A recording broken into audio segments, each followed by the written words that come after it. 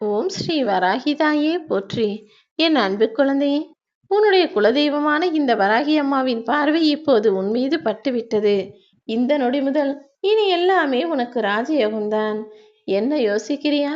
வராகி அம்மா எப்போது நமக்கு குலதெய்வமாக மாறினாங்கன்னு யோசிக்கிறாயா? சிந்தனை செய்கிறாயா? குழம்ப வேண்டாம். உன்னுடைய குலத்தை காக்கும் தெய்வமாக இந்த வராகி அம்மா நானே உருமாறிட்டேன்.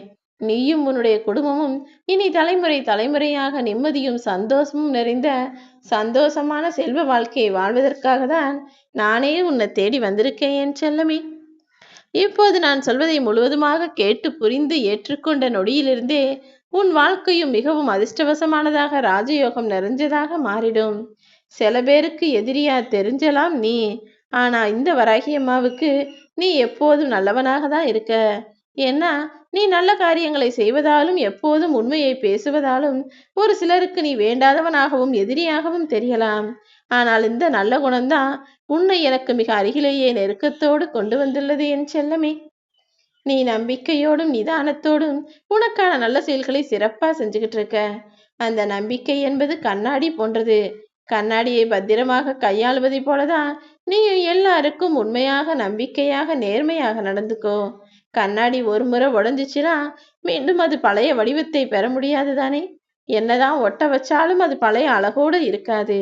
அதே போலதான் ஒரு முறை உன் மனசுல இருக்க தன்னம்பிக்கையை நீ கலட்டி வச்சிட்டினா மீண்டும் என்னதான் முயற்சி செஞ்சாலும் அந்த நம்பிக்கை உனக்குள்ள வராது. எப்போதும் நான் உனக்கு நல்லதுதான் செய்வேங்கிற நம்பிக்கையை உனக்குள்ள வச்சுக்கிட்டு வேலைகளை பார். மனம் தளரவோ சோர்ந்து போகவோ வேண்டாம். மற்றவர்கள் சொல்லுகிற வார்த்தைகளில் உனது வெற்றி இல்லை என் செல்லமே. ஒரு சிலர் நீ நல்லா இருப்பன்னு சொல்லலாம், ஒரு சிலர் நீ நல்லாவே இருக்க மாட்டான்னு சொல்லலாம், ஒரு சிலர் உனக்கு நிறைய திறமை இருக்குன்னு சொல்லுவாங்க, ஒரு சிலர் நீ எதுக்குமே லாயக்கில்லை, உனக்கு ஒண்ணுமே தெரியல, உனக்கு தகுதியே இல்லைன்னு சொல்லுவாங்க. யார் எதை சொன்னாலும் உன் வாழ்க்கை அடுத்தவர்களுடைய வாழ்க்கையில் கிடையாது. நீ செய்யக்கூடிய செயலில்தான் உன்னுடைய வாழ்க்கையும் வெற்றியும் இருக்குங்கிறத புரிஞ்சுக்கோ. நீ எதை எதிர்பார்த்தியோ, எந்த விஷயம் உனக்கு நல்லதாய் நடக்கும்னு நம்புனியோ அதைத்தான் நான் உனக்கு கொடுக்க போறேன். சில பேருக்கு அவர்கள் செய்த செயல்களால் வெற்றி கிடைச்சிருக்கும், சில பேருக்கு அவர்கள் வைத்த நம்பிக்கையால் வெற்றி கிடைச்சிருக்கும். நீயும் அப்படி என் மீது வைத்திருக்கக்கூடிய நம்பிக்கையின் மூலமாகவே நான் உனக்கு வெற்றியை கொடுக்க போறேன். இனி எல்லா நாளும் உனக்கான நல்ல நாளாக தான் இருக்கும். இத்தனை நாள் நீ பட்ட அவமானங்கள் மூலமாகவே பல அனுபவங்களை கத்துக்கிட்டதானே. அந்த அனுபவம் உனக்கு இனிமேல் ஆயுள் முழுக்க துணையாகவும் ஆசானாகவும் இருக்கும். இத்தனை நாள் நீ பட்ட கஷ்டமும் அவமானமும் சேர்ந்து இப்போது வாழ்க்கையை எப்படி வாழ்றதுங்கிற ரகசியத்தை உனக்கு கற்றுக் கொடுத்து விட்டதல்லவா. அதை பின்பற்றி கொண்டே உன் வாழ்க்கையை வாழ ஆரம்பி. மனிதர்கள்னா எப்படிப்பட்டவங்க, வாழ்க்கைனா எப்படிப்பட்டதுங்கிற புரிதலை நீ உண்டாக்கிக்கோ. எல்லா மனிதர்களும் எல்லா காலத்திலும் எல்லா சூழ்நிலையிலும் நம்பிக்கையோடும் இருக்க மாட்டார்கள், நாணயமாகவும் இருக்க மாட்டார்கள். அவரவர் செயலும் அவரவர் வாழ்க்கை முறையும் கால நேரத்திற்கும் சூழ்நிலை சந்தர்ப்பத்திற்கும் உட்பட்டதுதாங்கிறத புரிஞ்சுக்கிட்டு உன்னை மட்டுமே நீ முழுசா நம்பணும். மற்றவர்களை ஒருபோதும் முழு நம்பிக்கைக்கு உட்படுத்தி கொண்டு அப்புறம் அவங்க ஏமாத்திட்டாங்க, சொன்னதுபடி நடக்கலன்னு நீயே வருந்தாதே என் செல்லமே. இல்லாதவர்களுக்கும் இயலாதவர்களுக்கும் கொடுத்து உதவணுன்ற எண்ணம் உனக்குள்ள இருக்கு. ஆனா பணம் பொருள் இல்லாமல் கஷ்டப்படுகிறாயா?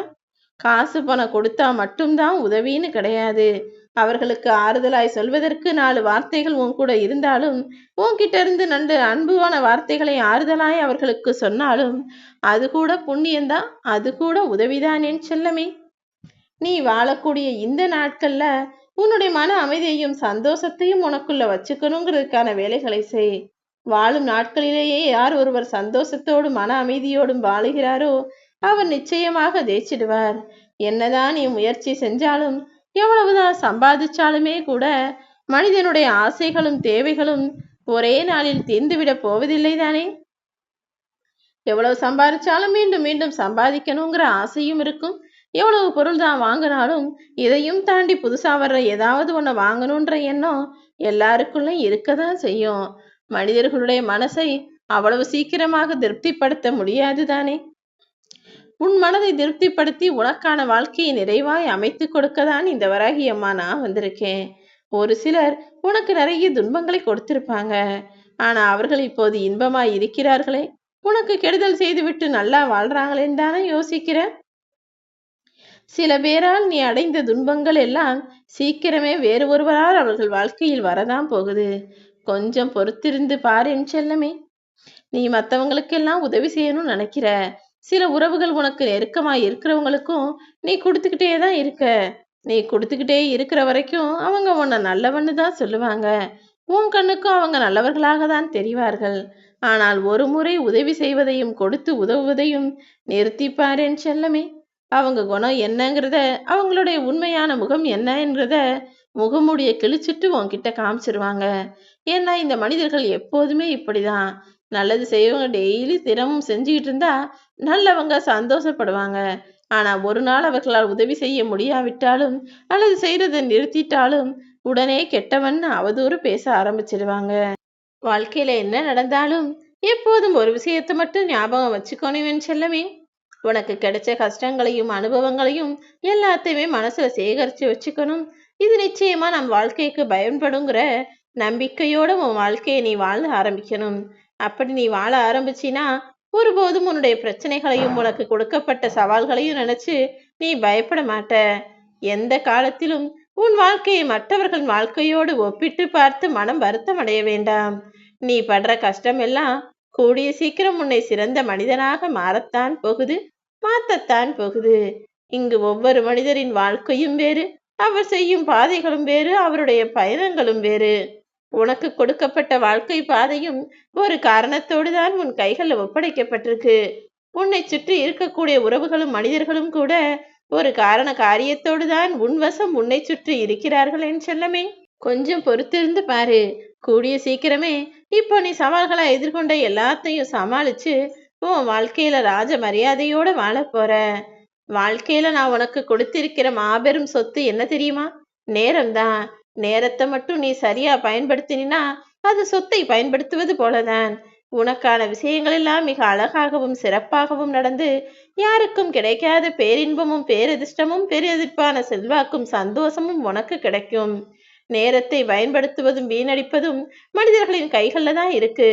ஒரு மனிதன் தன் வாழ்நாளில் தனக்கு கொடுக்கப்பட்ட நேரத்தை எல்லாம் சரியா பயன்படுத்தி முயற்சிகளையும் வேலைகளையும் உழைப்பையும் செஞ்சானா முன்னுக்கு வந்துடலாம். நேரத்தை வீணடிச்சானா காலம் முழுவதும் கஷ்டப்பட வேண்டியதுதான். நம்பிக்கையில் நீ எப்போதும் யாராலும் உனக்கு நிராதரவாக நிற்க முடியாத அளவுக்கு மிகவும் உயர்ந்த இடத்துல இருக்கணும். ஒருபோதும் உன் வாழ்வில் தடுமாற்றமே வராது என் செல்லமே. நீ எந்த அளவுக்கு தைரியத்தோடும் தன்னம்பிக்கையோடும் உன் வாழ்க்கையை எதிர்கொள்றியோ அதற்கேற்றாற் போல பல நல்ல மாற்றங்கள் உன் வாழ்க்கையில நடக்கும். ஒருவருடைய சாதனைக்கு வேண்டுமானால் நீ காரணமாக இருக்கலாமே தவிர யாருடைய வேதனைக்கும் நீ ஒருபோதும் காரணமாக இருந்துவிடக்கூடாது. நீ எதிர்பார்க்கும் எல்லா நல்ல விஷயங்களையும் இந்த வராகி அம்மா நான் செஞ்சு கொடுக்கிறேன்.